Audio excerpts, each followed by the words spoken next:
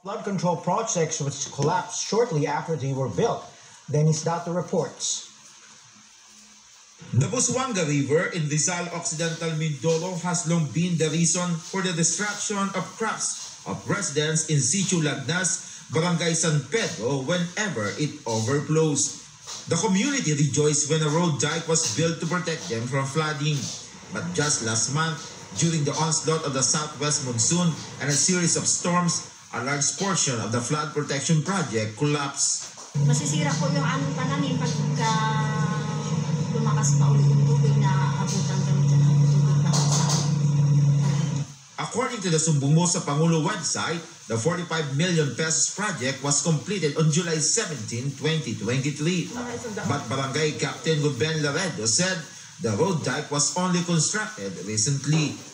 Mga ilang buwan pa lang nakaraan bago magdating ang tag-araw at tag-ulan ay natapos itong proyektong ito. Ngayong taon lang po. Ngayong taon lang. Hindi ko sure pero ang narinig ko ay subcon.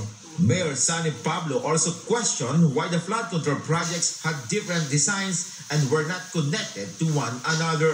Sabi ng engineer ko, hindi sila sabi kung may mali o kasi wala silang hawak na plano. Protection lang ba? O protection with yung purpose na magkaroon ng boulevard doon?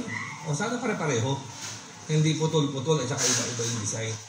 In Barangay Claudio Salgado, where flooding from the Amnay River has long been a problem, several flood control projects that were built only about 2 years ago have also collapsed.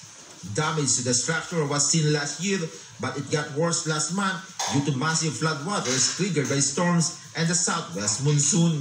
Nangihinayang kami dun sa pondo na inilaan dito sa aming lugar kasi sa laki ng pinondo dito tapos ganito lang yung nangyari na sa isang iglap bumagsak siya. Pati yung aming mga sakahan inabot na ng baha at nagkaroon ng mga buhangin na, natabunan na.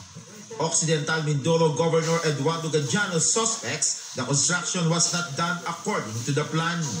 Tingin ko substandard yung mga ginawa niyo. Parang walang bakal yun. At kita mo, kung maayos yung pagkakagawa noon, hindi dapat guguho yun ng gano'n. Kasi may mga pilote yun sa ilalim. Diba? Kung may pilote, mayroong beam yan, may mga bakal yan. Hindi basta-basta bibigay. Ang nangyari doon ay tinipid yung proyekto. So, kung tinipid, baka mayroong kailangan bigyan. Ano, hindi dapat bumuho yung kasi pera ng mga taong bayan yun, di ba? Dapat ginawa nila ng maayos. Both Mayor Pablo and Governor Gadiano are urging the Senate Blue Ribbon Committee to investigate the collapsed flood control projects in Occidental Mindoro. Makita kung may pagkukulang ay dapat managot at syempre makita din, maayos ka agad. Gusto rin natin malaman yung totoo. Dapat maimbestigahan yan kasi ba't tinipid, di ba? Yan naman, babayaran naman sila pag ginawa nila ng maayos. At saka sa project, may mock-up na rin yan eh. May mock-up na kung saan ay may kita na rin yung contractor dyan. Kumbaga, hindi na para tipirin nila. Kung titipirin man nila yan, ay baka mas lalong nasa sakripisyo yung proyekto. During his inspection, Governor Gadiano discovered that no less than 10 flood control projects in Occidental Mindoro had collapsed. Residents are asking for the immediate repair of the damaged dikes to prevent flooding during rainy season.